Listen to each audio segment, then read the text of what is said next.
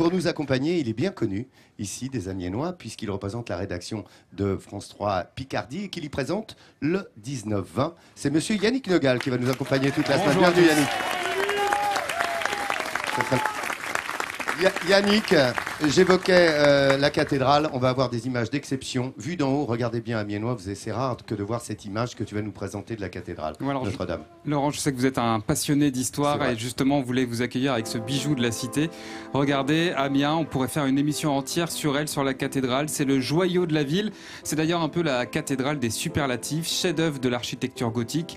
Elle est par ses proportions la plus vaste de France, 145 mètres de long, 112 mètres de haut à la flèche, 42 mètres sous la clé de voûte. Elle pourrait contenir, dit-on, 2 fois Notre-Dame de Paris et sa nef est la plus haute du monde. La cathédrale d'Amiens est inscrite depuis 1981 au patrimoine mondial de l'UNESCO. Elle est en fait érigée sur un plan en forme de croix latine avec une nef et un transept à bas-côté.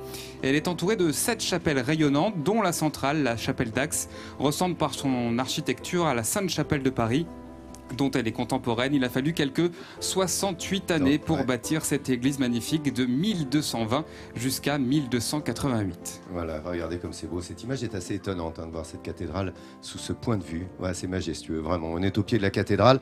D'ailleurs, Auguste Rodin ne s'y trompait pas. Il disait « Si belle femme, c'est l'empire absolu de l'élégance suprême ». C'est ce que disait Rodin de cette cathédrale d'Amiens. Il avait bien raison.